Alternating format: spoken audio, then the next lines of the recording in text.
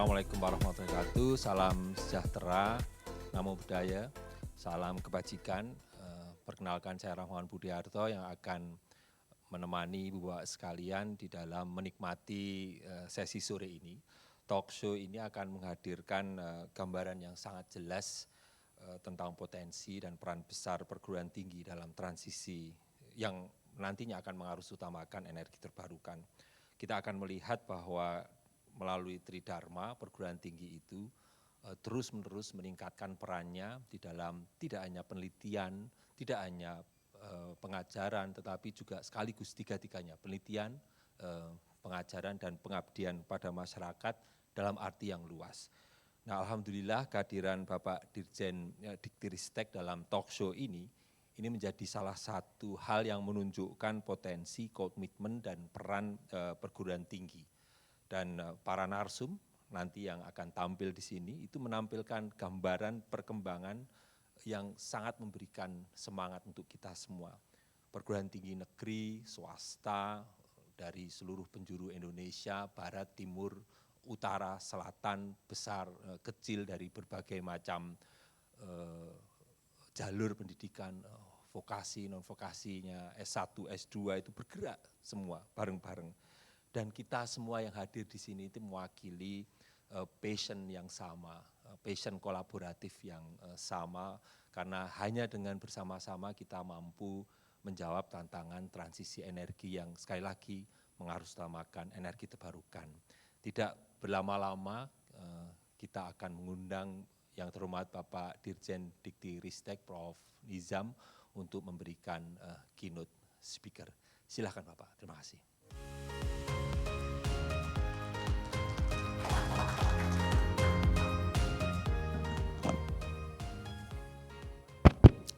Baik, terima kasih Pak Andika dan rekan-rekan dari IPTKE, juga rekan-rekan peserta sekalian. Assalamualaikum warahmatullahi wabarakatuh. Semangat pagi, salam sehat, salam sejahtera untuk kita semua.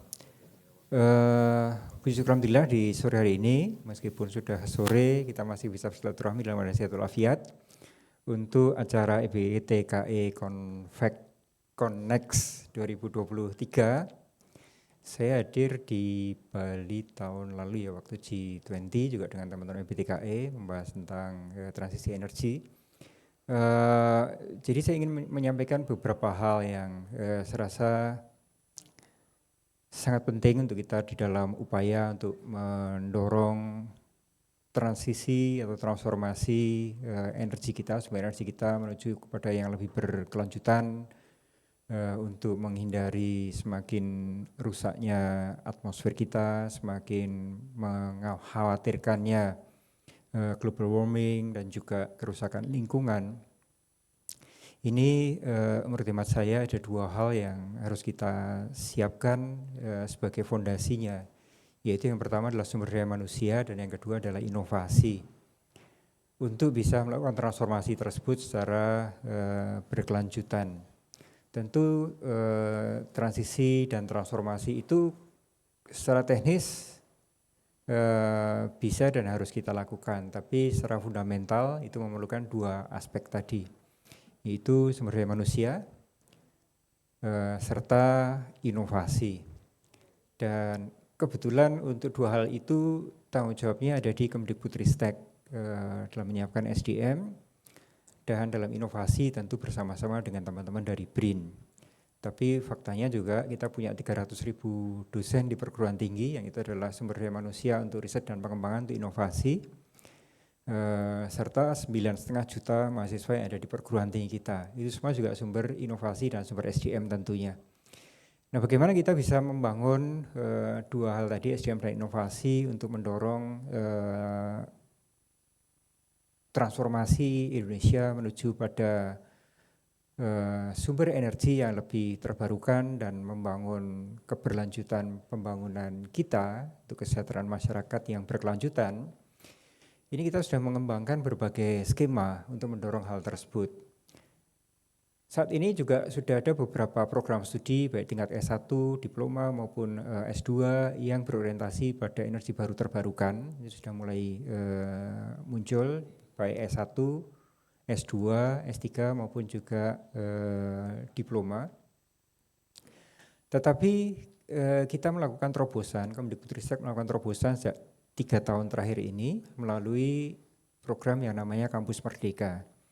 Kampus Merdeka pada dasarnya adalah membuka ruang yang lebih fleksibel bagi mahasiswa untuk bisa mengembangkan diri pada kompetensi tertentu. Katakanlah kalau di zaman old dulu, kalau kita katakanlah kesulitan tentang sarjana artificial intelligence misalnya atau sarjana big data, kita membuka prodi S1 big data yang nanti baru 4 tahun kemudian menghasilkan lulusan pertamanya. Kalau satu angkatan menerima 100, 4 tahun baru menghasilkan 100 sarjana di bidang big data. Padahal kebutuhannya hari ini puluhan ribu. Nah, dengan program Kampus Merdeka, itu kita memberikan ruang bagi mahasiswa untuk selama 3 semester dari 8 semester yang dia tempuh di perguruan tinggi untuk mendapatkan kesarjanaannya, itu 3 semester bisa ditempuh di luar program studinya. Jadi mahasiswa MIPA, dia bisa 3 semester fokus pada energi baru terbarukan. Mahasiswa teknik mesin, dia bisa 3 semester full fokus pada kompetensi-kompetensi di bidang energi baru terbarukan melalui Emancipated Learning atau program Kampus Merdeka. Dia bisa spend 3 semester tadi dalam bentuk perkuliahan, mata kuliah mengambil dari bauran berbagai macam prodi, atau dia bisa mengambil sampai dengan 2 semester berada di luar kampus, mengikuti misalnya mikro kredensial mikro intensif tentang energi terbarukan. Mikro kredensial 1 semester penuh tentang misalnya mengetahui dan mempraktekkan seluk-beluk tentang panel surya.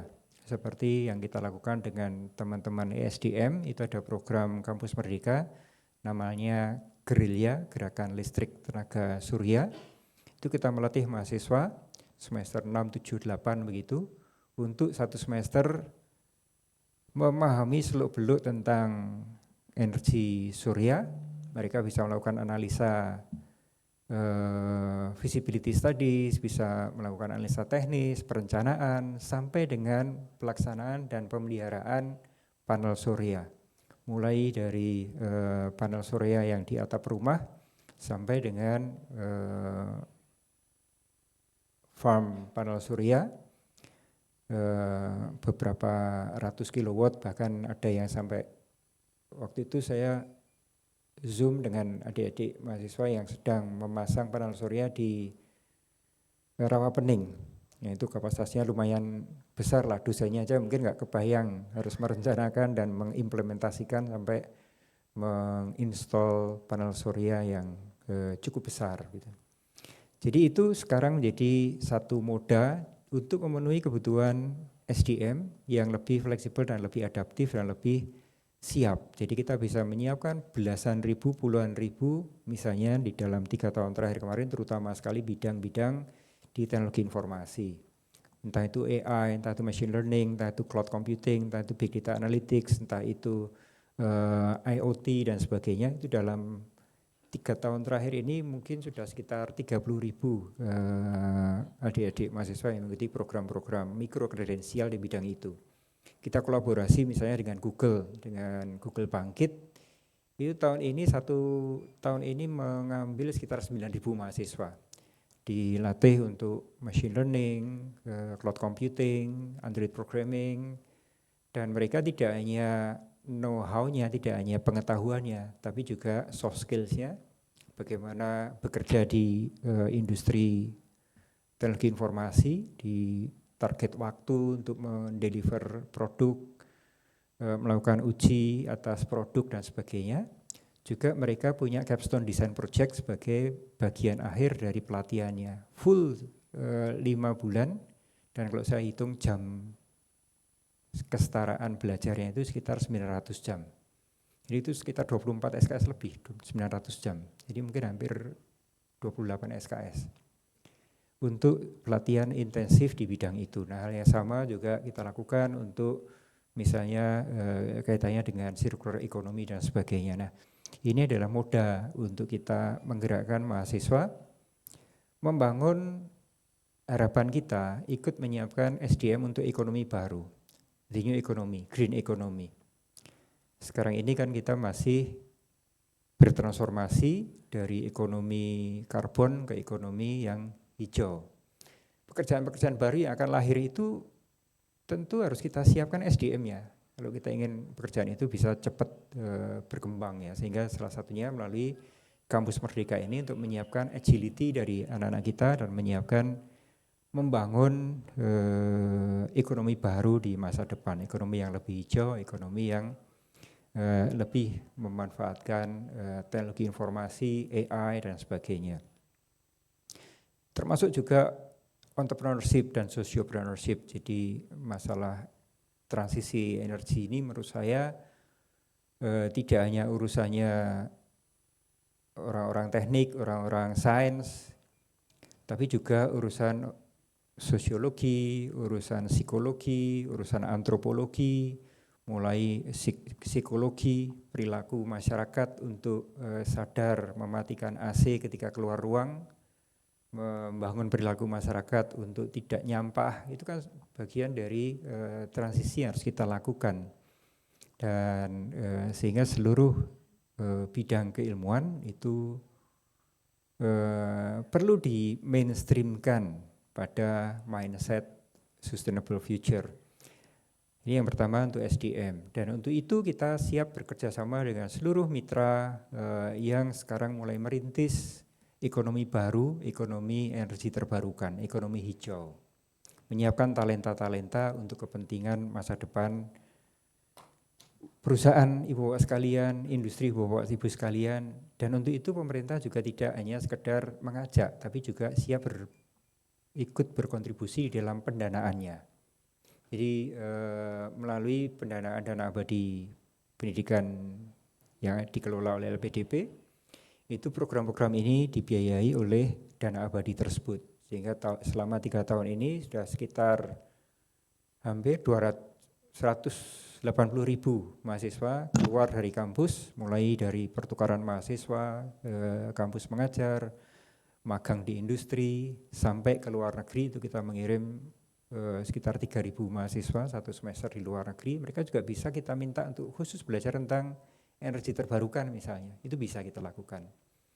Jadi itu kita ingin bergandengan tangan dengan mitra-mitra yang memang menyiapkan SDM untuk masa depan ekonomi baru ini. Kemudian yang kedua untuk inovasi. Inovasi itu juga sangat penting ketika kita berbicara transisi energi dan beralih pada energi yang terbarukan. Tentu kunci pertamanya adalah, kunci utamanya tentu adalah inovasi. Kita tentu tidak ingin kita selamanya hanya menjadi pasar teknologi, kita selamanya menjadi pasar lisensi dari negara maju.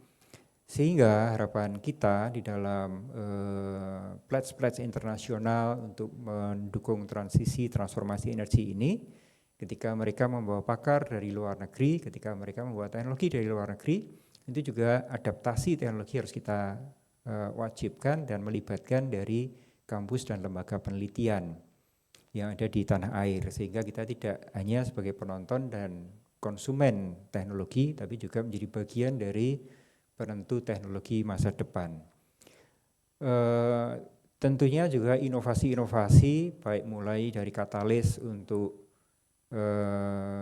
B30 misalnya menuju pada B60 dan seterusnya, kemudian adaptasi atau rekayasa permesinan sehingga bisa lebih cocok untuk energi terbarukan dengan biofuel dan sebagainya, maupun untuk co-firing coal-based power plant sehingga lebih mendekati net zero karbonnya dengan co-firing dengan biomass misalnya. Itu banyak sekali teknologi yang dikembangkan oleh perguruan tinggi kita. Dan hanya kalau tidak kita bekerja sama dengan industri, itu ya hanya jadi paper dan prototipe yang dipamerkan setiap 17 Agustusan begitu. Kita tidak ingin itu selamanya seperti itu, tapi bagaimana produk invensi, penelitian, inovasi dari perguruan tinggi itu betul-betul dimanfaatkan oleh dunia usaha, dunia industri dalam konteks ini di dalam transisi energi kita. Nah, untuk itu pun juga pemerintah hadir pertama dengan triple tax deduction untuk setiap investasi di riset dan pengembangan yang dilakukan oleh industri. Dan mulai 2021 kita luncurkan matching fund. Matching fund Kederika itu setiap komitmen dari industri, dari mitra untuk bekerja sama dengan perguruan tinggi kita di dalam melakukan riset dan pengembangan, itu setiap rupiah kita dampingi dengan rupiah yang sama. Kalau ada komitmen 5 miliar, kita dampingi dengan 5 miliar dari pemerintah, dari dana riset yang dikelola oleh Dijen Diktiristek. Harapannya supaya sekali lagi tadi, riset-riset itu betul-betul menghilir agenda-agenda dari kebutuhan nyata di dunia usaha, dunia industri. Selama ini tentu sudah banyak industri kita yang bekerja sama dengan kampus, tapi ya terbatas pada kampus-kampus besar.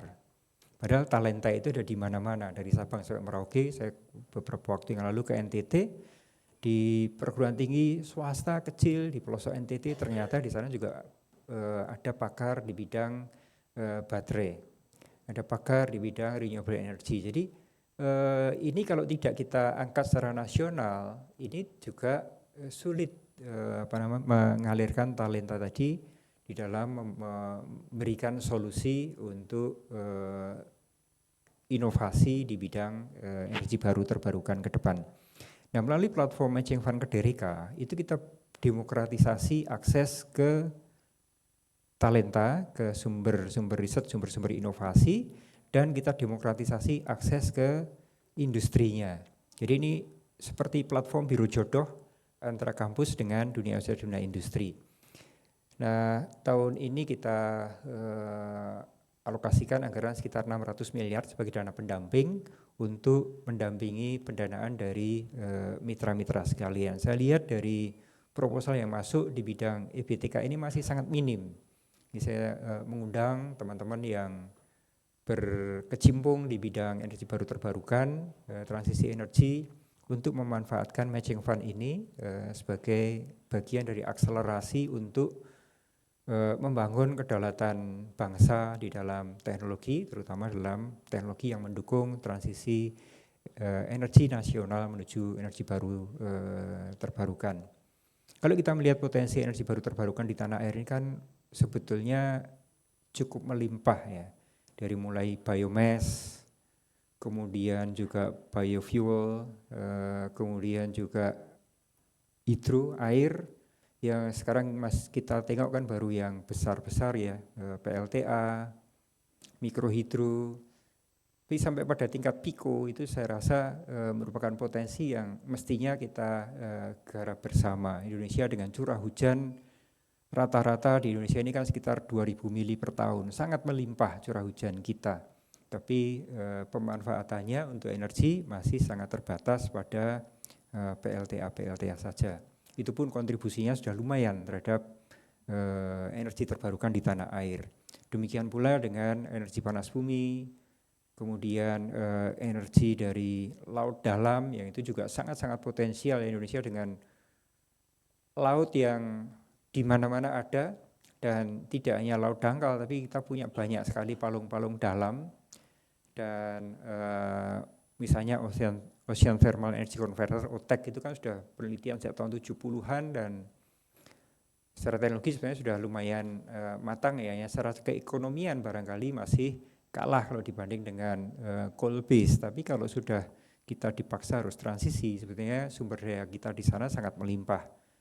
Dengan kondisi permukaan laut Nusantara yang suhunya tidak pernah kurang dari 28-29 derajat Celcius, sementara kedalaman 1000 meter itu banyak kita dapati di perairan palung-palung kita, itu gradien panas yang tersedia itu melimpah sekali kalau kita hitung sebagai potensi untuk energi terbarukan. Belum lagi biomasa, mulai dari biomasa sawit sampai ke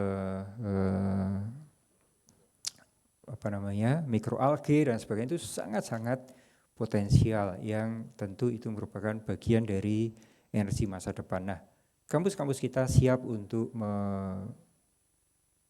melakukan hilirisasi dari riset, tapi permintaan kami juga lakukan huluisasi permasalahan industri. Jadi saya selalu katakan hilirisasi itu hanya akan terjadi ketika terjadi huluisasi, penghuluan dari agenda-agenda kebutuhan riset dari teman-teman pelaku dunia usaha, dunia industri, teman-teman di masyarakat, para aktivis, LSM dan sebagainya. Agenda-agenda yang ada di hilir ini harus dihulukan menjadi agenda-agenda riset di perguruan tinggi, sehingga riset di perguruan tinggi akan selalu nyambung dengan kebutuhan, dengan permasalahan yang dihadapi oleh teman-teman di dunia industri, teman-teman praktisi, termasuk juga invensi-invensi yang sudah berkembang di dunia profesi, dunia praksis selama ini, tentu akan semakin kokoh ketika itu dihulukan dan kemudian menjadi kajian yang lebih akademis, yang lebih solid, sehingga efisiensi akan bisa lebih baik, optimasinya akan terjadi, dan pengakuan dari teknologi tersebut juga akan bisa lebih luas lagi. Jadi melalui dua hal tadi saya ingin mengajak rekan-rekan sekalian untuk bergotong royong bersama-sama dengan perguruan tinggi kita. Perguruan tinggi kita insya Allah siap untuk mendukung transisi energi di tanah air dengan prinsip gotong royong bersama. Terima kasih, itu saja sedikit dari saya. Semoga melalui gotong royong kita bisa bangun Indonesia yang semakin baik lagi ke depan. Terima kasih. Wassalamualaikum warahmatullahi wabarakatuh. Waalaikumsalam warahmatullahi wabarakatuh. Mohon berkenan Bapak Dirjen untuk tetap di tempat Bapak. Monggo. Penyerahan oleh Pak Andika sebagai Ketua 2 METI kepada Bapak Dirjen.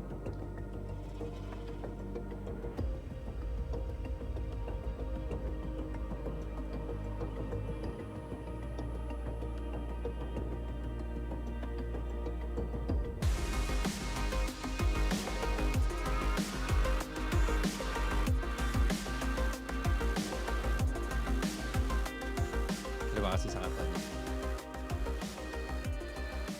Ibu Bapak sekalian, kita telah menyimak keynote dari Bapak Dirjen Dikti Ristek yang menggarisbawahi kebutuhan terobosan untuk menjawab tantangan dua hal, kebutuhan SDM maupun inovasi. Dan tadi kita sudah menyimak kesiapan perguruan tinggi untuk terus berperan, tetapi ada garis bawah yang menarik secara gotong royong.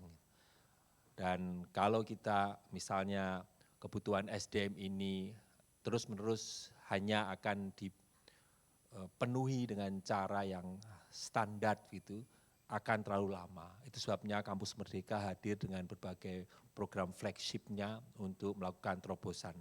Termasuk juga di dalam inovasi, ada matching fund yang berkali-kali ditekankan, ini seperti biru jodoh, demokratisasi akses.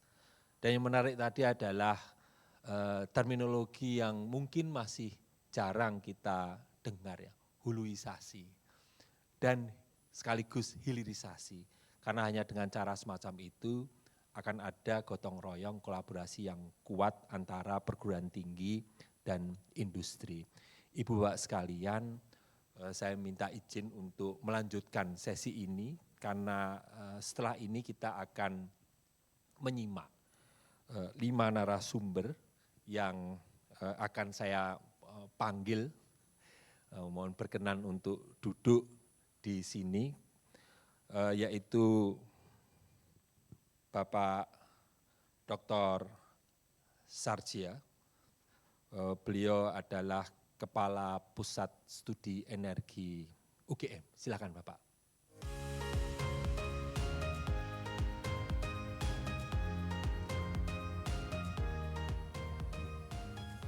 Terima kasih.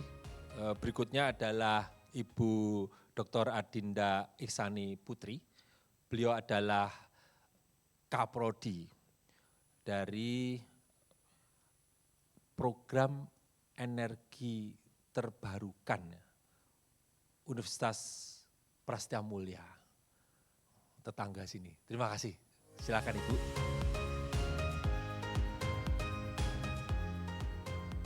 Berikutnya kami mohon untuk tampil ke depan juga Bapak Yuli Hananto, Kaprodi dari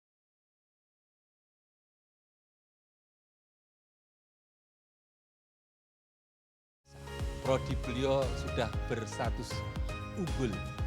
Kita akan belajar banyak di sini. Nah, berikutnya, lah ini yang saya mohon untuk duduk di kotanya karena beliau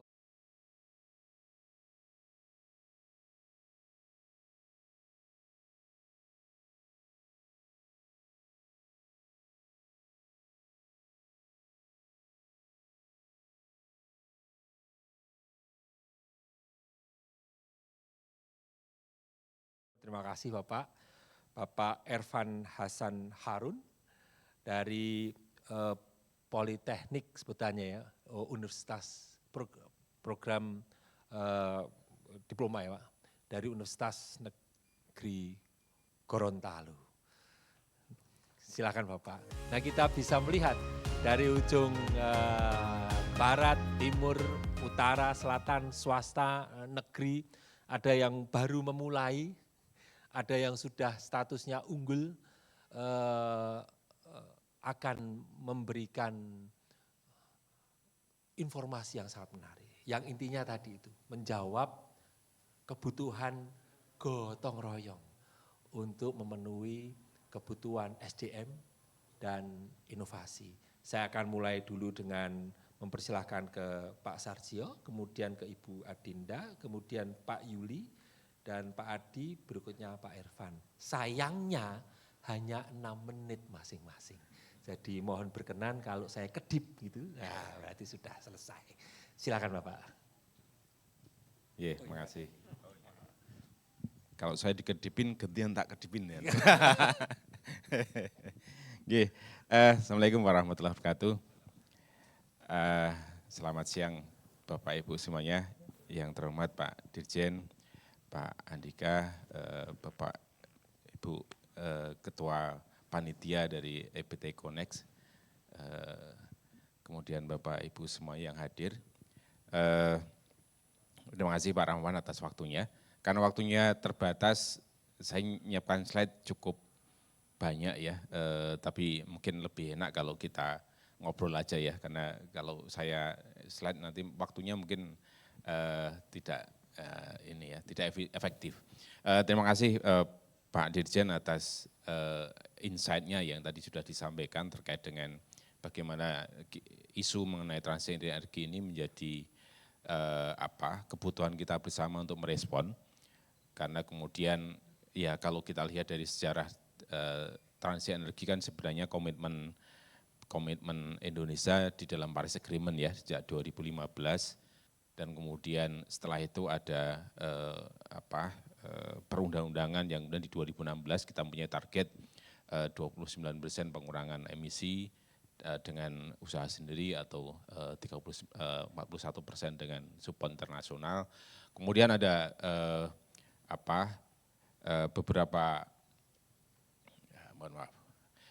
beberapa kebijakan-kebijakan yang mengikutinya ya terkait dengan transisi energi ini, sejak kemudian munculnya RUEN atau CAN, kemudian juga dengan target-target terakhir yang diperbarui ya, kalau Bapak Ibu ikuti ya di dalam NDC, sekarang sudah enhanced NDC, target kita tidak lagi hanya 29% tapi 32% ya.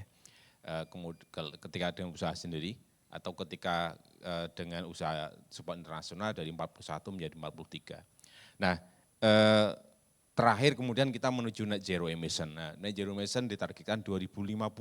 Awalnya 2060 tapi kemudian dipercepat menjadi 2050. Nah, kita bisa bayangkan dengan capaian saat ini ya, kalau kita bicara mengenai energi terbarukan, karena salah satu pilar utama dari menuju net zero emission kan seperti yang Pak Dirjen sampaikan tadi adalah bagaimana pemanfaatan energi terbarukan. Di samping misalnya isu yang lain, karena untuk porsi terbesar daripada menuju net zero tentu saja adalah bagaimana mengurangi penggunaan berbasis fosil menjadi energi terbarukan, karena kemudian kandungan karbonnya kemudian kita bisa reduksi semaksimal mungkin. Tapi di sisi lain sebenarnya juga kita bisa memanfaatkan misalnya skema ini misalnya efisiensi energi, itu menjadi salah satu cara. Di sisi yang lain juga sebenarnya pakai offsetting ya, carbon offset ya. Carbon offset itu artinya ya kita masih mengizinkan misalnya pemanfaatan yang menghasilkan CO2 atau karbon, tetapi kemudian ada mekanisme untuk melakukan offset melalui misalnya penanaman mangrove atau kemudian juga mikroalga termasuk salah satu yang kemudian bisa itu, atau skema-skema lain yang kemudian carbon offset itu bisa dilakukan. Nah ini tadi kalau kemudian kita masuk ke yang lebih spesifik mengenai kaitannya dengan yang disampaikan oleh Prof. Nizam tadi, bahwa kemudian menuju kepada net zero emission dengan pemanfaatan energi terbarukan, dengan pemanfaatan efisiensi energi atau mendorong efisiensi energi, ya, kemudian juga mungkin pemanfaatan potensi offsetting karbon, apakah tadi misalnya pemanfaatan hutan, pemanfaatan lahan hijau atau mangrove, ataupun mungkin dengan CCUS dan sebagainya, itu maka kemudian memang kita bicara mengenai bagaimana kesiapan SDM kita dan juga bagaimana kesiapan inovasi kita. Karena tadi dengan target telah paling dekat aja 25% 23% ya di tahun 2025. Saat ini statement dari pemerintah secara resmi mengatakan bahwa kita baru bisa mencapai 12, sekian persen. Artinya apa? Ada gap yang sangat lebar menuju kepada pencapaian 23%, itu yang paling dekat. Kalau kemudian kita menuju kepada net zero emission dalam artian porsi EBT kita kemudian menjadi sangat besar, bahkan mungkin diharapkan mungkin telah mendekati 100% misalnya menuju 2050, karena kemudian di sana ada program retirement PLTU harapannya gitu ya, dan kemudian mau nggak mau apa harus ada penggantinya. Tapi yang jadi pertanyaan, pengganti apa yang kemudian bisa setara dengan PLTU? Kemampuannya, karakteristiknya, dan kemudian juga kapasitasnya, harganya, karena kemudian ketika kita bicara mengenai transisi energi, kemudian tidak hanya bicara mengenai ketersediaan resource atau ketersediaan teknologi, tapi juga terkait dengan harga. Kenapa? Karena mau nggak mau ketika kita bicara mengenai taruhlah listrik, maka ada batasan mengenai kemampuan masyarakat. Bagaimana masyarakat kita kalau misalnya dengan listrik yang mau didorong ke arah lebih green, misalnya dari si harga itu kemudian kita ternyata teknologi green itu masih mahal. Mau nggak mau kemudian ada peningkatan biaya. Ya, kemudian siapa yang menanggung biaya? Kalau kemudian masyarakat kita saat ini saja masih banyak yang kemudian disubsidi atau harus mendapatkan subsidi. 1 menit lagi Bapak. Oke, nah ini saya kira kemudian isu-isu mengenai tadi terkait dengan bagaimana mendorong menuju kepada yang paling dekat 23%, itu kemudian ada banyak sekali isu yang ada di sana. Isu itu kemudian memang kemudian mau nggak mau salah satu, karena kalau kita melihat pilar utama sebenarnya bagaimana keberhasilan pengembangan energi sebenarnya sangat ditentukan oleh tadi 3 pilar, misalnya aspek teknologinya, aspek policy-nya, aspek investasinya. Nah, 3 hal ini yang kami di Pusat Studi Energi UGM itu menjadi concern, karena kami ketika melakukan kajian-kajian yang sifatnya pengembangan energi terbarukan atau menuju transisi energi, maka kemudian selalu berbasis pada kajian lintas disiplin. Nah, ini juga yang kemudian ketika kita bicara lintas disiplin, kita tidak hanya misalnya mendasarkan pada resource yang ada di UGM, tapi kami juga menggunakan resource rekan-rekan kita yang ada di universitas lain. Salah satu contoh adalah bahwa kita pernah punya kolaborasi dengan 7 perguruan tinggi yang waktu itu dikombandani oleh Pak Rahmawan dalam bentuk program CDSR, dan di sana UGM waktu itu sebagai lead, kemudian ada ITB, UI, kemudian ada di luar itu ada Bangka Belitung, ada UNG ya tadi pada Pak Ihsan, kemudian ada UMG, kemudian juga, nah ini adalah bagaimana isu mengenai transisi energi itu kemudian kami selesaikan dengan kolaborasi tidak hanya lintas disiplin di UGM, tapi bahkan lintas disiplin antar universitas. dalam bentuk tadi. Waktu itu program salah satunya adalah bagaimana kita program-program untuk melistiki daerah-daerah isolated yang kemudian berbasis energi terbarukan, khususnya surya. Mungkin itu, mohon maaf karena waktunya terbatas, saya hanya bisa cerita yang sifatnya makro, mau menunjukkan slide, malah nanti waktunya mungkin hanya bisa 2-3 slide, saya kira mungkin lebih. Terima kasih Pak Rahmawan atas waktunya, mohon maaf sedikit molor. Terima kasih Pak Sarjio sebagai Kepala Pusat Studi Energi UGM. Sekarang kita beralih ke Ibu Adinda Iksani Putri sebagai Kaprodi Teknik Energi Terbarukan Universitas Prasetya Mulia. 6 menit latihan Bu, kayak capers itu Bu. Halo, oke. Terima kasih Pak Rahmawan. Biar saya yang nggak tegang, saya pengen ngasih pantun dulu nggak apa-apa ya. Kasih cakep tapi ya. Naik Mercy pakai kacamata, ganti gigi awas nabrak beton. Energi transisi sudah di depan mata, yuk kuasai teknologi jangan cuma jadi penonton.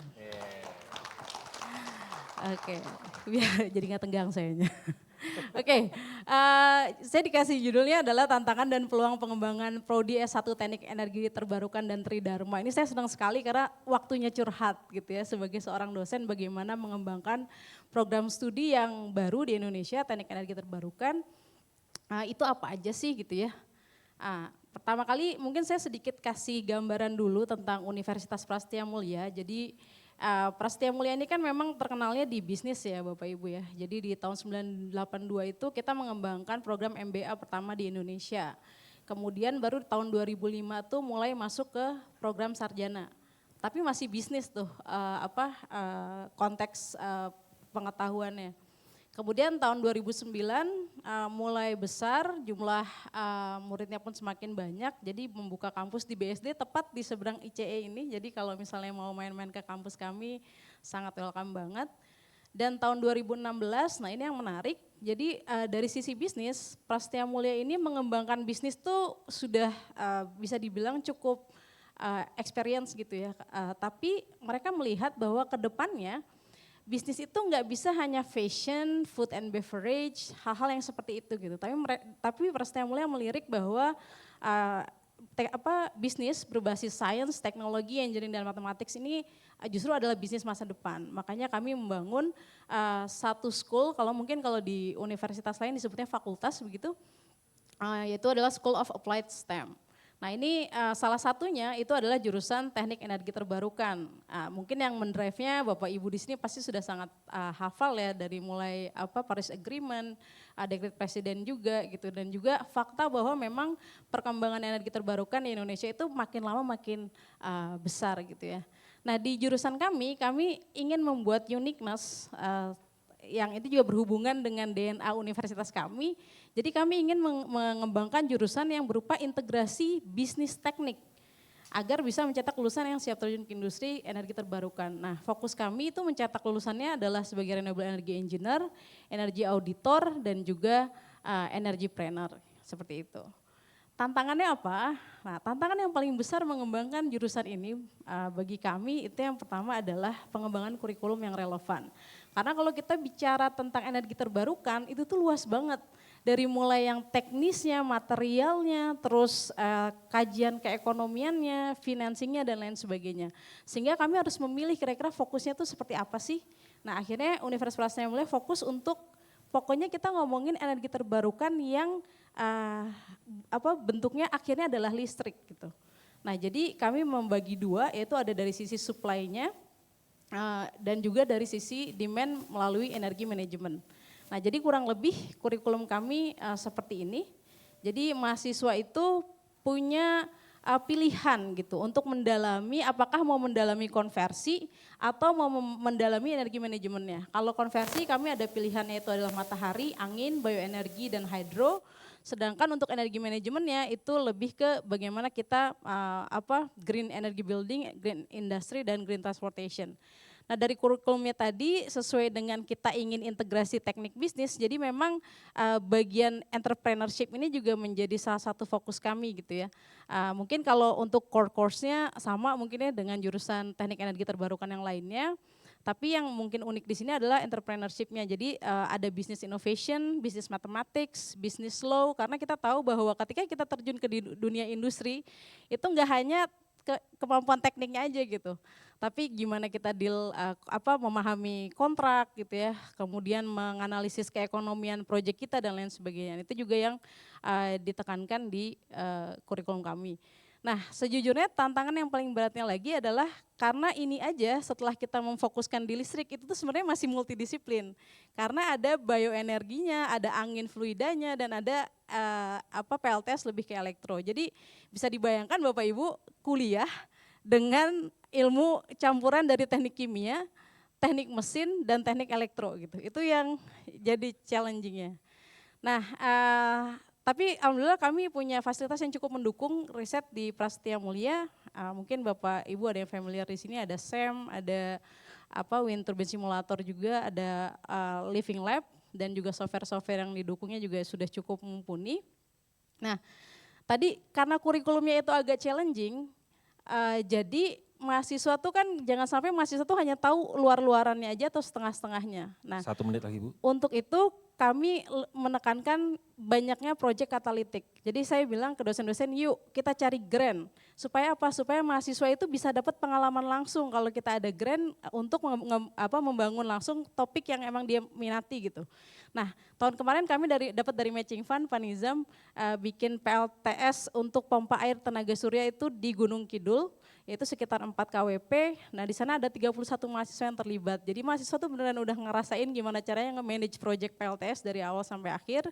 Sebelumnya kami bikin di Banjaran yang sebelah kanan itu 1 KWP. Jadi dan banyak lagi dari sini kita buka kerjasama dengan perusahaan galangan kapal untuk sizing PV hybrid DG baterai, terus juga di Maluku kita kerjasama sama New Zealand untuk melatih SDM di Maluku. Kemarin sempat ketemu dengan Resdi juga, dan masih banyak lagi juga dari risetnya kami bekerja sama-sama universitas di luar negeri. Yang sekarang lagi hits itu adalah kita lagi ingin mengembangkan electrolyzer, karena sekarang hidrogen itu udah jadi topik yang menarik. Kita bekerja sama dengan TU Ilmenau. Nah, topik-topik lainnya masih ada lagi, kami kerjasama dengan EDF Renewable, BRIN, dan lain sebagainya. Dan mungkin sebagai penutup, saya mau ngasih satu quote ya, if everyone is moving forward together, then success takes care of itself. Ini sebenarnya menggambarkan banget kondisi teknik energi terbarukan kita di Indonesia, masalahnya banyak, problemnya juga besar, jumlahnya banyak, maka kita nggak bisa kerja sendiri-sendiri. Dan kami berharap mungkin ada Bapak Ibu dari industri atau dari universitas lain di sini, kami sangat terbuka sekali jika ingin memberikan kolaborasi karena itu akan sangat bermanfaat bagi kami di universitas untuk membuat konteks pembelajaran kepada mahasiswa itu lebih relevan dengan kebutuhan industri yang ada di Indonesia. Terima kasih. Assalamualaikum warahmatullahi wabarakatuh. Selamat sore. Selamat sore, terima kasih. Karena waktu habis jadi Ibu Adinda nggak sempat pantun penutup. Nanti saja pantun penutupnya Pak J. Berikutnya adalah Pak Yuli Hananto, beliau adalah koordinator program studi teknik energi terbarukan jurusan teknik Politeknik Negeri Jember. Ini keren nih, statusnya sudah unggul. Silakan Bapak. Baik, terima kasih Pak Moderator. Assalamualaikum warahmatullahi wabarakatuh. Yang saya hormati seluruh audiens, kemudian dari Dirjen. Terima kasih sekali bahwa kesempatan pada sore hari ini berarti kami punya kesempatan untuk memperkenalkan program studi kami. Walaupun sebenarnya program studi kami itu sudah lama sekali berdirinya. Oke, jadi supaya pertemuan kita hari ini bersemangat, saya akan menyampaikan sebuah quotes dulu bahwa kita semua masih mengingat ada sebuah quote yang sangat terkenal sekali. Control the oil and you will control all over the nation. Control the food and will control people. Itu artinya adalah kalau kita bisa menguasai energi, maka kita bisa menguasai seluruh bangsa-bangsa di dunia ini. Kalau kita menguasai pangan, maka kita akan menguasai manusia atau rakyat.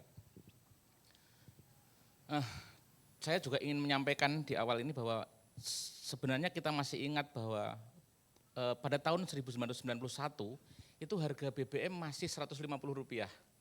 Seiring dengan waktu akhirnya menjadi naik terus menerus menjadi 450, terus naik lagi, terus begitu. Sampai kemudian bahwa tahun 2000-an itu terjadi kenaikan harga BBM yang waktu itu kita mengenal namanya bensin. Hari ini kita tahu namanya adalah jadi premium, pertalite, pertamax. Nah, keresahan itu sebenarnya menunjukkan kepada kita bahwa di tahun-tahun 2000-an itu sudah terjadi sebenarnya kalau bukan krisis energi berarti ada kualitas energi yang menurun di waktu itu. Karena itulah kemudian Politeknik Negeri Jember itu karakteristiknya adalah politeknik pertanian pada waktu itu, kemudian bertekad untuk mengajukan proposal mendirikan program studi teknik energi terbarukan. Jadi kita ajukan proposal itu sampai kemudian kita sudah mendapatkan izin penyelenggaraan tanggal 14 November 2008. Itu adalah masa-masa di mana pada waktu itu trennya adalah juga minyak jarak pada waktu itu. Kemudian karena izinnya itu tanggal 14 November tahun 2008, nggak mungkin diselenggarakan tahun itu, baru kemudian kita hendak menyelenggarakan tahun berikutnya tahun 2009. Dan ternyata tahun 2009 itu dibuka karena mungkin itu masih asing. Jadi peminatnya masih sedikit sekali sehingga kita baru bisa menyelenggarakan itu tahun 2010. Perkuliahan pertama dimulai. Tahun 2010 itu perkuliahan pertama dimulai kita dapat 30 mahasiswa dan itu ideal bagi program studi baru. Teknik energi terbarukan namanya. Kemudian karena beri tahun 2010, tahun 2013 kita harus meraih akreditasi, karena kalau lulusan tidak punya akreditasi itu nanti kebingungan untuk nyari kerja. Kebetulan tahun 2013 itu direncanakan tahun 2014 lulus, kita dapat akreditasi C. Kemudian perpanjangan tahun 2018, kita meningkat ke B dan alhamdulillah tahun 2023 yang barusan ini kita ikut akreditasi, karena sekarang ketentuannya LAM teknik, maka kita dapat akreditasi namanya bukan ABC lagi tapi unggul. Jadi ini adalah akreditasi yang paling tinggi di Indonesia untuk saat ini. Jadi kalau dilihat kami sekarang ini adalah program studi teknik energi terbarukan yang akreditasinya paling bagus sepertinya, tingkat nasional tapi. Saya teruskan. Nah, tantangannya sebenarnya adalah kita mengetahui tantangan seperti tadi itu bahwa kita harus sadar bahwa hari ini kita krisis energi dan semua orang harus tahu bahwa Indonesia itu sebenarnya tidak punya dukungan energi fosil yang baik. Karena yang dalam data kita sejak tahun 2011 itu sebenarnya 2001 itu Indonesia sudah impor. Jadi kita bukan lagi negara OPEC tapi negara OPIC. Dulu kan kita eksportir country sebenarnya, kita menjadi importir country untuk yang fosil, minyak maksudnya. Nah peluangnya adalah sebenarnya kita tahu semua seperti yang dikatakan tadi oleh pengantar dari Pak Sarjia bahwa ada bauran energi yang harus kita capai yang kita sendiri juga nggak tahu tahun 2025-2023 itu tercapai apa tidak, padahal sampai dengan hari ini kita masih 12%. Setidaknya kita punya harapan bahwa menurut Perpres tahun 2002 itu pemerintah sudah kan mempercepat pengembangan energi terbarukan sehingga kan tidak boleh lagi dibangun PLTU yang berbasis batu bara yang tidak masuk dalam rencana 2001 maupun sampai dengan 2030 tapi. Jadi Perpres tersebut berarti melarang pembangunan PLTA baru sebenarnya yang berbasis batu bara kecuali yang sudah masuk tadi itu. Sehingga itu mengakibatkan bagaimanapun juga konsekuensinya tenaga spesifik di bidang energi terbarukan itu ya walaupun belum umum dikenal tapi penyediaan sebagai seorang supervisor karena kami diploma 4 itu berarti levelnya adalah sebagai seorang supervisor atau berarti asisten manajer di bidang energi terbarukan menjadi mutlak diperlukan. Saya teruskan. Nah di tempat kami kebetulan kami masih belum berani untuk kemudian menspesifikkan bahwa energi terbarukan yang kita fokuskan itu apa. Jadi masih tetap ada 6 bidang yang kita berikan kepada mahasiswa kami. Itu adalah teknik tenaga surya, kemudian mikrohidro.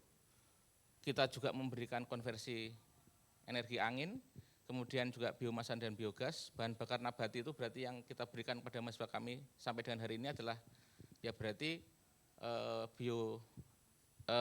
biofuel dan kemudian juga biosolar.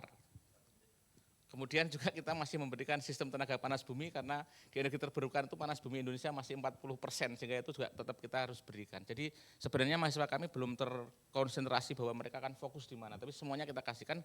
Harapannya nanti ketika lulus mereka bisa terserap masih di berbagai bidang yang di bidang energi terbarukan. Ini saya sampaikan bahwa dalam hal perguruan tinggi, ciri khas dari diploma 4 program studi teknik energi terbarukan di tempat kami adalah tentu saja praktikum 60 sampai dengan 70%. Teorinya hanya 30 sampai dengan 40%. Kemudian di bidang penelitian hari ini masih banyak sekali dan kemudian juga pengabdian masyarakat itu umumnya di tempat kami itu akan diintegrasikan dengan bidang pertanian. Misalnya alat penjebak wereng menggunakan energi surya itu yang kita berikan. 1 menit lagi Pak. Sebentar Pak, topiknya di tempat kami juga sudah bisa bikin electric vehicle itu adalah electric vehicle yang kemudian basisnya menggunakan energi surya. Panelnya ditaruh di atasnya mobil itu. Kemudian ciri khas kami itu sebenarnya hari ini adalah teaching factory karena kemudian di tempat kami juga sudah punya program studi kami punya rintisan teaching factory PLTS yang kemudian sekaligus hari ini Politeknik itu harus lulusannya dikasih sertifikat pendamping, berarti kita juga menjalankan uji kompetensi.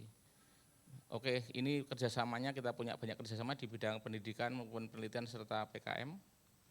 Kemudian lulusan kami hari ini kebetulan kita sudah punya sekian lulusan dan kemudian bekerja di berbagai bidang. Hari ini kemudian saya datang ke sini ternyata ada ATW Solar itu merupakan bagian perusahaan panel yang kemudian banyak menggunakan perusahaan kami, bahkan di profil perusahaan itu mencantumkan bahwa tempat kami itu menyediakan tenaga ahli di bidang energi terbarukan. Kalau tidak bisa bekerja maka beberapa membuat wirausaha di bidang energi dan alumni kami sudah ada 2 sekarang membentuk perusahaan PT Futura Energi Indonesia itu adalah alumni kami, beberapa orang bergabung di sana, serta sudah ada lagi yang baru saya belum mencatat namanya. Kemudian peluang yang lain adalah juga lulusan kami bisa lanjut S2. Kebetulan tadi saya ketemu dengan Bapak Moderator dan mahasiswa kami adalah lulusan dari UGM, pada akhirnya melanjutkan ke UGM. Ada beberapa yang di UGM, di ITS maupun di ITB. Saya kira cukup, waktunya pas sekali. Terima kasih, saya akhiri. Assalamualaikum warahmatullahi wabarakatuh. Waalaikumsalam warahmatullahi wabarakatuh. Terima kasih sudah menularkan keunggulannya Bapak. Dan saat ini kita akan bertemu dengan Bapak Dr. Adi Setiawan. Beliau adalah Kaprodi program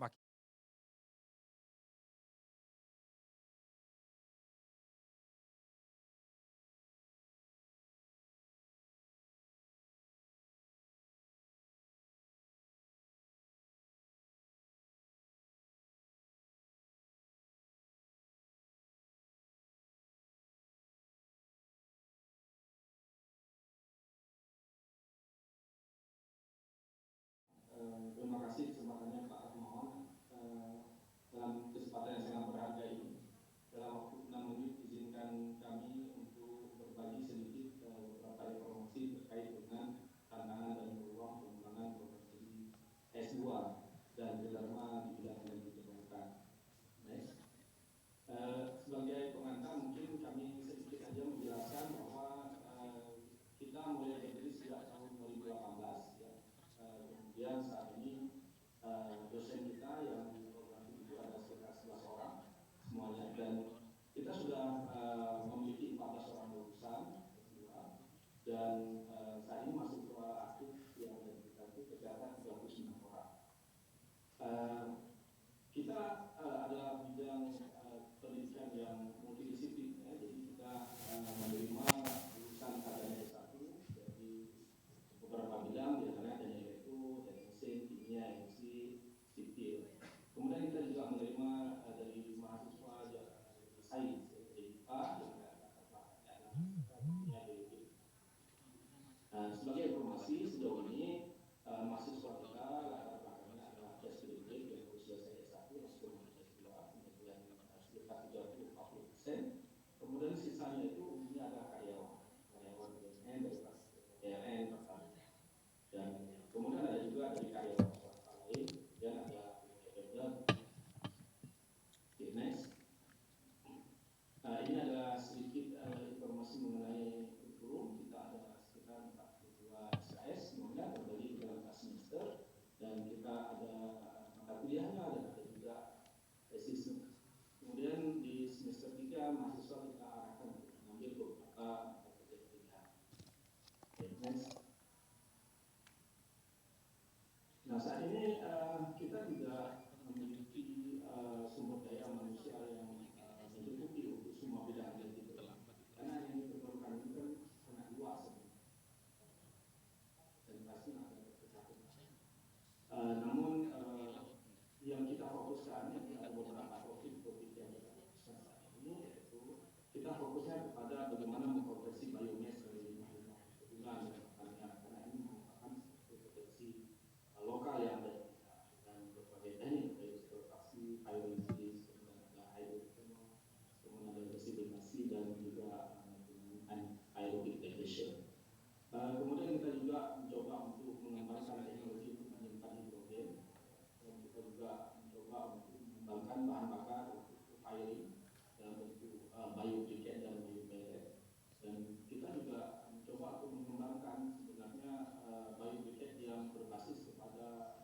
energy probes. Ya. Energy probes kita coba kembangkan giant king grass yang bisa ditanami di lahan-lahan kering kritis, dan ada juga sorghum, ya, giant sorghum yang mungkin ini bisa menjadi alternatif pemanfaatan lahan kering kritis yang bisa dijadikan sebagai tanaman energi yang bisa memenuhi kebutuhan pupuk air di dan bahkan mungkin suatu saat kita bisa take over untuk menggantikan PLTU batubara 100%, mungkin suatu saat kita akan bisa take over. Ini adalah beberapa rencana riset kita yang saya sharing di sini. Selain itu kita juga ada sedikit kita kembangkan untuk energi surya. Nah, untuk energi surya kita fokus ke bagaimana melihat dampak komunikasi terhadap sistem energi yang ada sekarang jika kita memanfaatkan energi terbarukan dari energi surya. Jadi dampak-dampak bisa dan sebagainya ini menjadi satu kajian yang sedang kita lakukan. 1 menit lagi Pak Adi.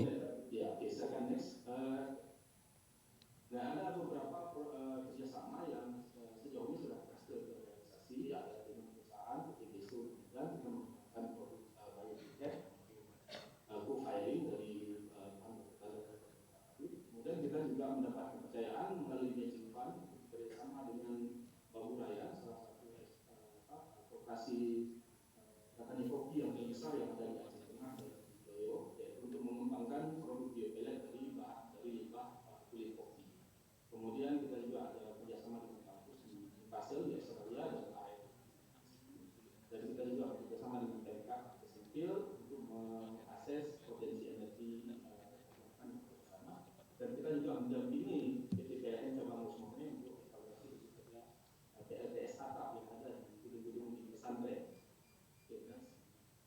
Mungkin untuk tantangan saat ini memang yang perlu ini mungkin sebagian besar tantangan tadi sudah disampaikan oleh pembicara. Tapi yang perlu kami highlight di sini memang untuk peminat ini yang sejauh ini yang sudah kami terima memang umumnya dari BUMN dan karyawan-karyawan yang sudah bekerja dan dan kita bersedih kami dalam memastikan mereka bisa belajar dengan kualitas yang baik dan belajar yang baik, kemudian bisa selesai tepat waktu. Ini merupakan suatu tantangan. Selain itu juga untuk fresh graduate kita memang agak sedikit ya, mungkin karena kendala biaya dan sebagainya. Nah, ini menjadi tantangan tersendiri bagi kita. Kemudian kurikulum saya setuju dengan pembicara sebelumnya bahwa kita belum memiliki format yang baku ataupun guideline untuk bagaimana sih sebenarnya kurikulum dari S1 dan S2 nanti tidak diperlukan. Ini perlu kita untuk bersama dan rumuskan bersama. Saya pikir itu.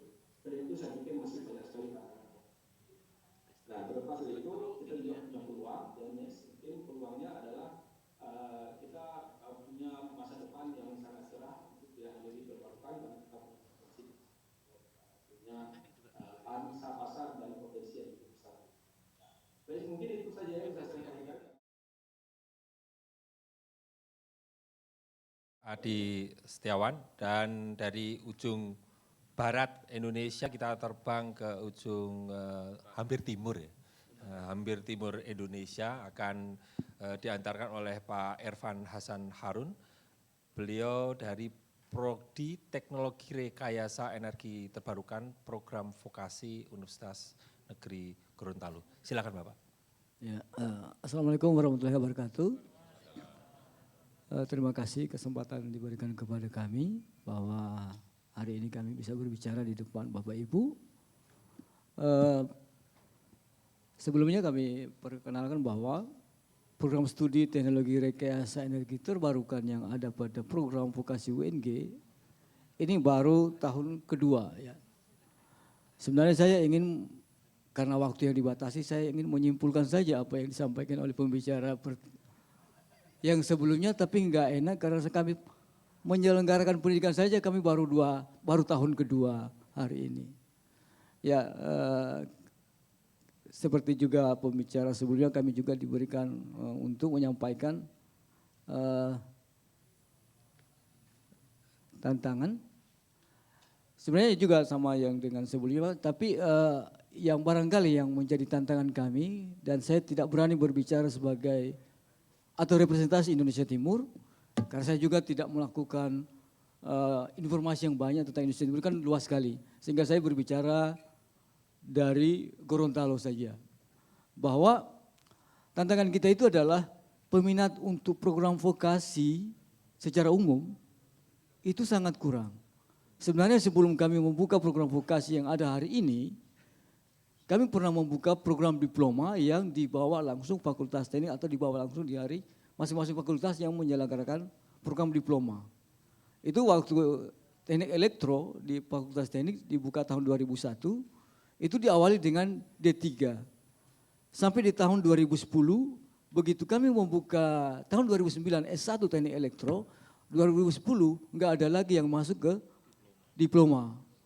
Kemudian kami berani membuka diploma 4 pada hari ini atau tahun lalu, dan memang terbukti di awal kemarin kami itu hanya mendapat 5 mahasiswa, dan tahun ini insya Allah 5 mahasiswa juga yang baru data terakhir dari kami peroleh. Sehingga memang ada semacam stigma negatif atau persepsi negatif dari masyarakat atau penilaian yang kurang dari masyarakat terhadap program diploma. Dan itu yang menjadi tantangan kami atau mungkin tantangan kita semua yang ada saat ini. Sementara peluangnya sebenarnya, peluang lapangan kerjanya itu kan begitu besar. Harusnya lulusan program vokasi itu lebih mudah mendapatkan pekerjaan dibandingkan dengan yang lulusan sarjana reguler atau sarjana biasa.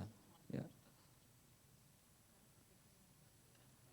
Nah, berbicara tentang energi baru terbarukan yang ada di Indonesia Timur, saya langsung saja kita berbicara datanya.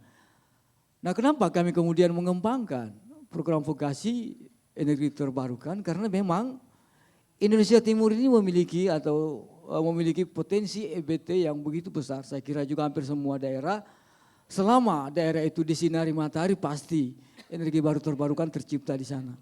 Nah, di Gorontalo ya, terutama Gorontalo dan Sulawesi Utara itu sampai hari ini ada potensi sekitar 1.800 megawatt, 1.830-an megawatt yang belum dimanfaatkan. Itu baru Sulawesi Utara sama Gorontalo. Ya, pemanfaatnya juga baru sampai hari ini baru di kisaran 14 mega yang sudah beroperasi dan 9 megawatt dalam proses konstruksi yang mungkin COD-nya nanti di akhir tahun 2023. Nah, oleh karena itu ya, di Gorontalo mungkin terlalu ambisius dengan Sulawesi Utara, menargetkan di tahun 2050 itu sudah sampai di angka 35% kontribusinya ke bauran energi, tapi di level daerah.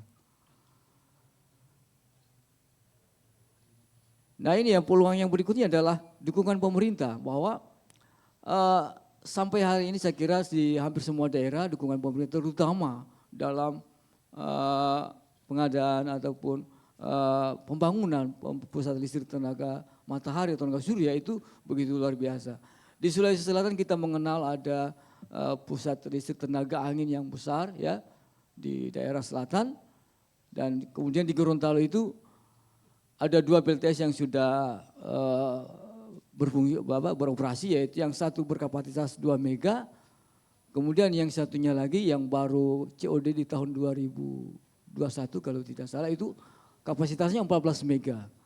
Dan beberapa minggu lalu ada wacana bahwa Danau Limboto itu nanti akan dijadikan PLTS terbesar barangkali karena di kisaran 40-an megawatt. Tapi saya pikir agak akan sedikit mendapat tantangan dari masyarakat karena Danau Limboto itu menjadi satu-satunya yang mungkin bisa kami banggakan pada hari ini. Nah, kemudian peluang yang berikutnya ini nggak bisa next ya. Adanya diversifikasi ekonomi ketika kita melakukan atau mengembangkan energi. Nah, ini yang ingin kami sampaikan bahwa gambar yang di atas itu adalah PLTM yang sementara dibangun yang kami sampaikan tadi akan COD di tahun 2023. Kemudian yang menarik adalah yang di bawah ini. Ini adalah instalasi biogas. Yang pojok kanan bawah ini di Gorontalo itu ada 4 unit yang dibangun melalui tentunya mulai bantuan pemerintah.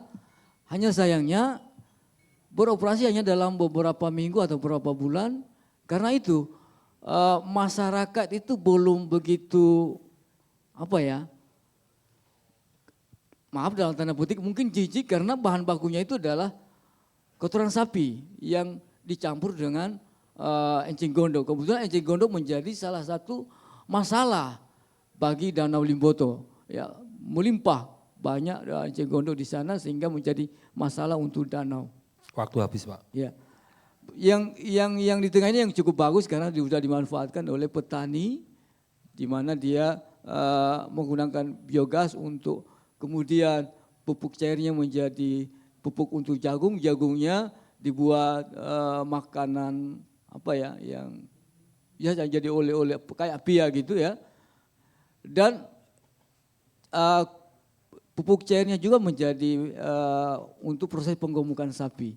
Jadi dia nggak keluar biaya apa karena gas yang dihasilkan dari biogasnya itu digunakan untuk memasak yang menjadi pia tadi ya, makanan Gorontalo tadi.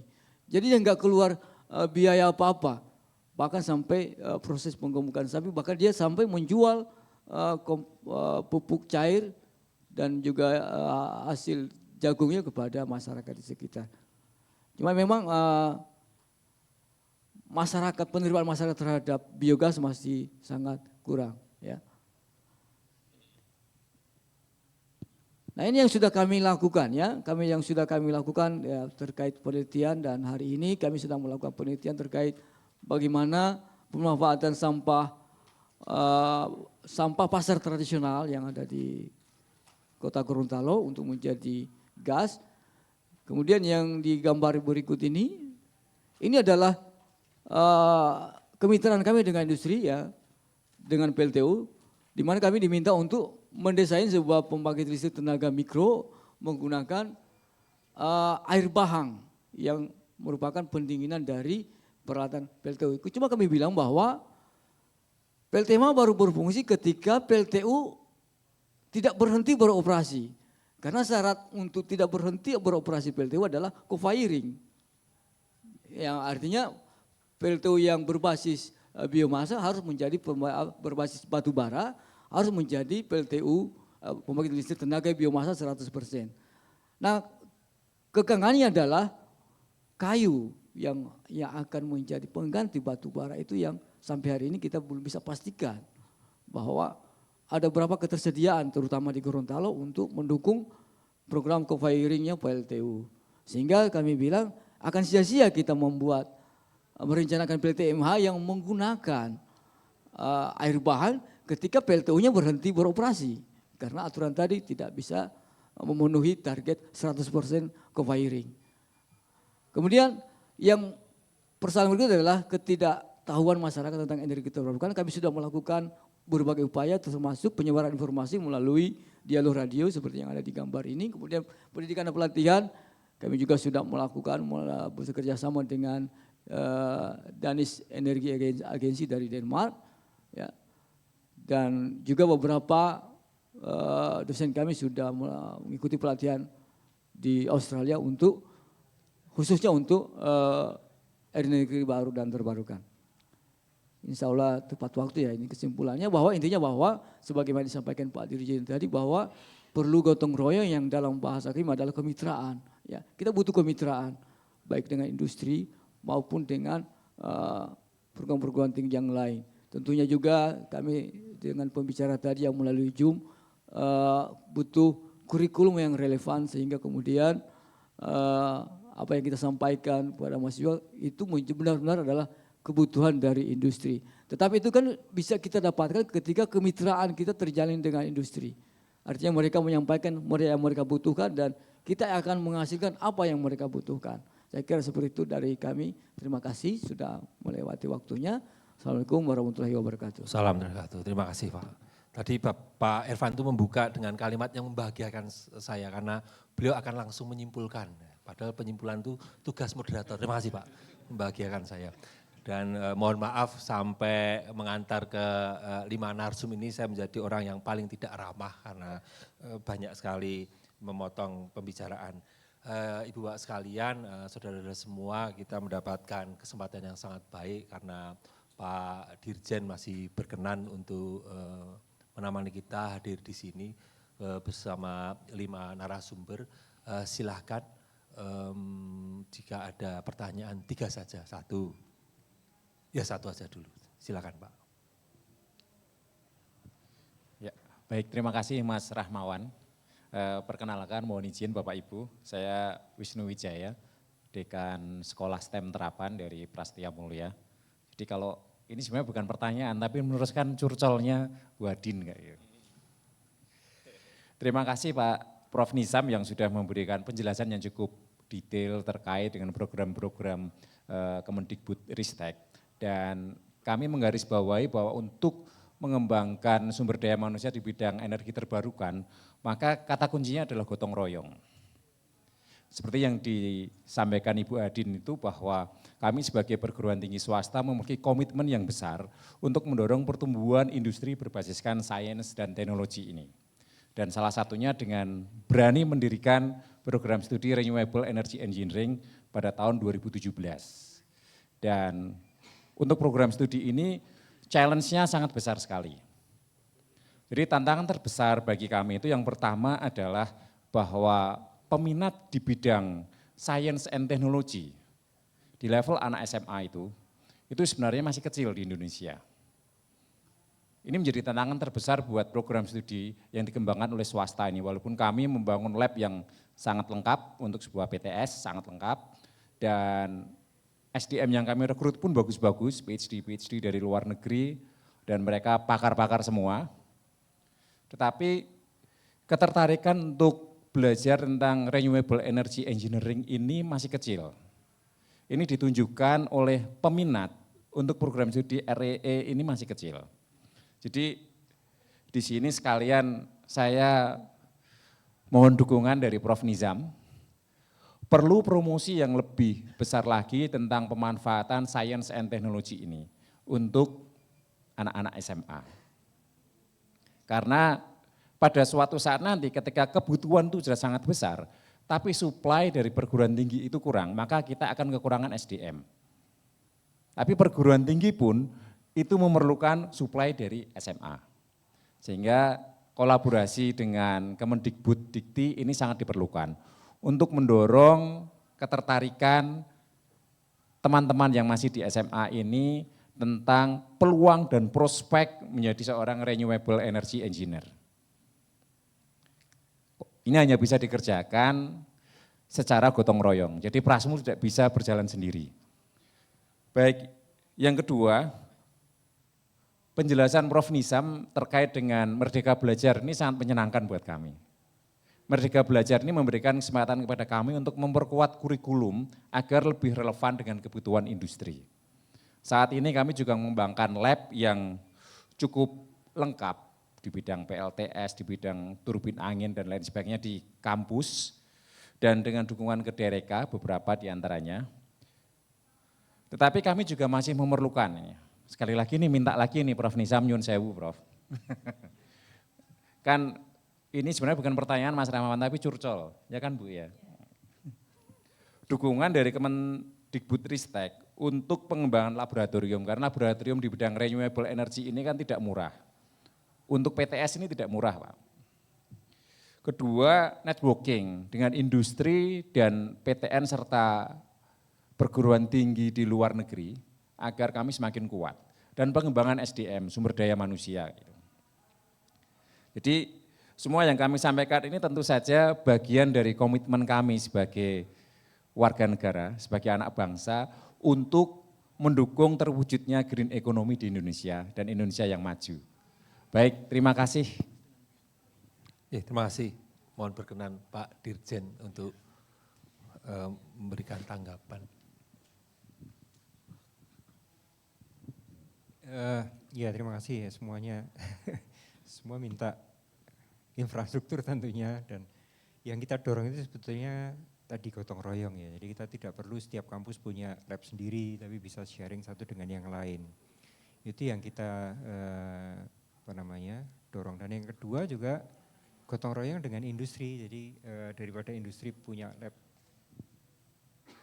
lab sendiri yang tentu pemeliharaannya mahal, investasinya mahal, investasi SDM-nya mahal, gunakan aja kampus sebagai labnya industri. Jadi menggandeng mitra itu sangat kita dorong, dan salah satunya melalui matching fund Kedereka itu. Jadi Kedereka itu kan bisa juga digunakan untuk misalnya membangun pusat riset energi terbarukan dengan satu mitra teman-teman dari METI yang mungkin mengembangkan bidang itu, daripada investasi sendiri, harus beli lahan, harus beli segala macam, gunakan aja Prasmul sebagai tempat untuk menaruh peralatan sekaligus untuk melakukan riset sesuai kebutuhan dari teman-teman METI. Jadi seperti itu yang kita ingin bangun.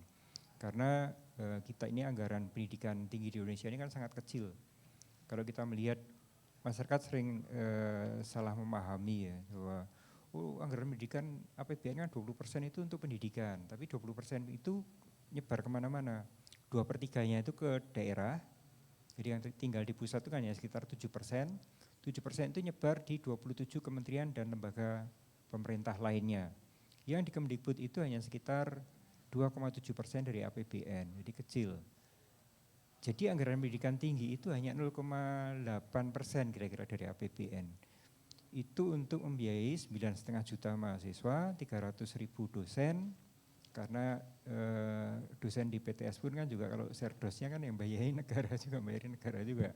Guru besarnya tunjangan kehormatannya juga dari negara juga. Jadi kecil sekali. Jadi kalau kita bandingkan dengan Singapura itu APBN kita untuk pendidikan tinggi itu hanya cukup untuk membiayai NUS plus NTU sedikit. Jadi untuk membiayai 2 perguruan tinggi di Singapura saja nggak cukup. Kita untuk membiayai 4.000 perguruan tinggi, 147 perguruan tinggi negeri dan ribuan perguruan tinggi swasta. Jadi sangat-sangat kecil. Ini sekaligus saya curcol juga.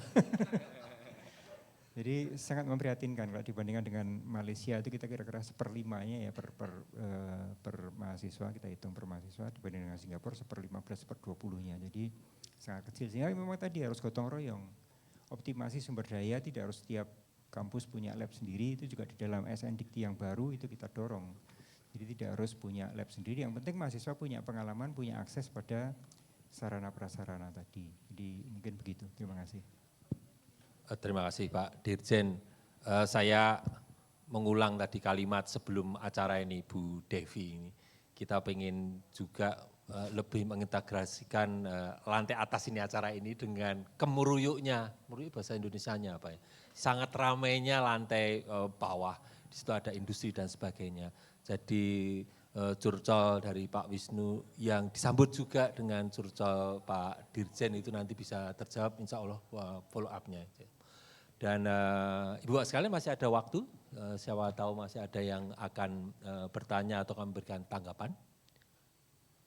Jika tidak, saya tidak berani memaksa karena memaksa itu tidak baik. Saya serahkan kalimat penutup bagi 5 narsum. Ini penutup beneran ya, jadi jangan 6 menit. Mas, mungkin slide terakhir saya tolong tampilkan, ini biar penutupnya di slide terakhir. Oh iya, silakan Pak.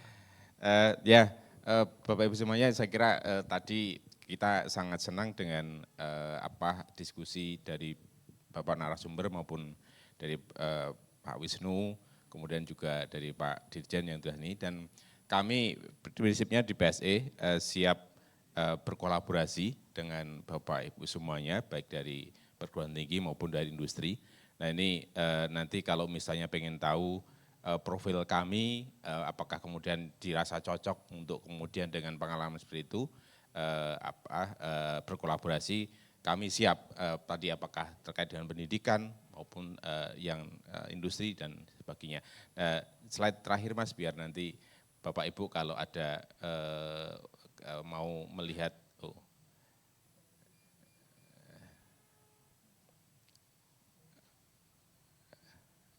maaf berarti malah lama nih ya. Karena slide-nya sebenarnya banyak tapi kemudian, monggo mungkin nanti bisa lewat. Ya mungkin itu aja dari kami, prinsipnya kita siap berkolaborasi. Monggo kami kembali. Ya, terima kasih Bu Andinda. Jadi pesan kolaborasi yang menarik dari Pak Sarja. Silakan Bapak, Ibu. Ya, terima kasih Pak Rahmawan. Mungkin dari tadi kita ngajak kolaborasi, tapi apa aja mungkin saya sedikit perjelas dari pendidikan, industri juga saat ini bisa sharing langsung ke mahasiswa kami tentang project-project real itu seperti apa, case-case real seperti apa, bimbingan topik tugas akhir itu kami sangat membutuhkan banget dari industri. Kemudian dari segi PKM-nya kita bisa berkolaborasi, kalau misalnya mungkin industri punya CSR, bisa juga kita berkolaborasi untuk mengembangkan energi terbarukan ke daerah-daerah yang mungkin membutuhkan. Dari segi penelitiannya tentunya kalau ada topik-topik yang mungkin masih advance, masih 5 tahun, 10 tahun ke depan lagi, seperti salah satunya adalah hidrogen, kami juga sangat terbuka untuk berkolaborasi dari segi penelitian. Mungkin itu aja Pak Rahmawan, Terima kasih Bu Adi. Saya pikir tadi mau pantun nih, enggak jadi ya? Iya, jadi Pak. Terima kasih. Pak Yuli silakan. Terima kasih Pak Rahman. Tadi ada yang kurang sebenarnya. Jadi sampai dengan hari ini kami sudah bekerja sama dengan Pertamina Hulu Energi yang ada di Madura. Itu kita sudah membangun pembangkit listrik tenaga hybrid Pak, antara surya dan angin di sana yang dipakai di Taman Wisata Laut yang ada di Madura di Bangkalan. Jadi sebenarnya kita sangat siap untuk bekerja sama dengan ya IDUKA namanya atau Dunia Usaha Dunia Industri. Saya kira begitu. Terima kasih. Terima kasih, semangat kolaborasi lagi yang kita dengarkan. Pak Adi.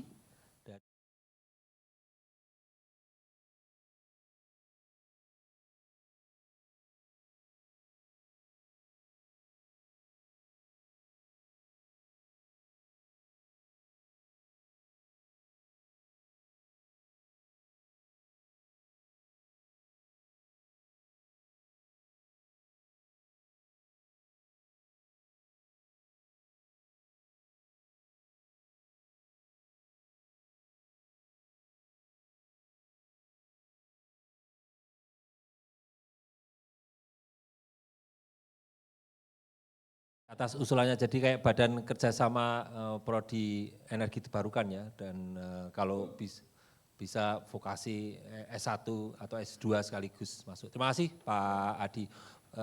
Pak Irfan? Ya, terima kasih.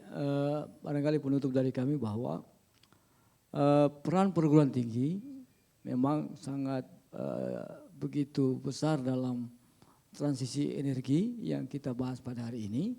Tentunya kegiatan-kegiatan seperti riset dan juga kemitraan dengan industri itu perlu kita galakkan. Misalnya dalam penelitian ya, terinformasi dari RUPTL sebenarnya di Gorontalo ya, kalau mungkin kita bisa melakukan kolaborasi penelitian. Gorontalo itu yang kami sampaikan tadi dalam slide tentang data pemanfaatan EBT itu, Gorontalo sebenarnya punya potensi yang cukup besar dalam hal panas bumi. Tetapi belum dimanfaatkan menjadi energi listrik ya. Adapun pemanfaatan panas bumi di Gorontalo masih sebatas untuk mandi air hangat. Saya juga heran ya sama keluarga kami di Gorontalo. Gorontalo kan dikenal cuma 2 musim, panas dan panas sekali. Tetapi maunya masih mandi lagi dengan air panas. Itu yang saya kurang paham ya dari kami di sana, bahwa sudah panas tapi masih hobinya mandi air panas. Nah, semestinya itu bisa menjadi peluang kita untuk berkolaborasi dalam riset. Ada 40 megawatt yang menurut RUPTL masih perlu pengkajian ulang terkait apakah potensi itu bisa dimanfaatkan untuk energi listrik. 10 itu ada 40 itu ada di 3 kabupaten yang berbeda, yaitu 10 dan 20 megawatt. Saya kira itu dari kami, lebih dan kurangnya mohon maaf. Wassalamualaikum warahmatullahi wabarakatuh. Assalamualaikum. Kita berikan aplaus untuk kita semua, semangat kolaborasi dan tantangan peluang insya Allah kita bisa atasi sama-sama. Transisi energi untuk mengarusutamakan energi terbarukan bisa kita capai bersama, dan melalui METI merupakan salah satu wadah gotong royong kita seperti yang berulang-ulang dipesankan oleh Pak Dirjen dan juga disampaikan oleh 5 narasumber. Berikutnya kami mohon berkenan para narasumber untuk berdiri di sini. Monggo silakan, akan ada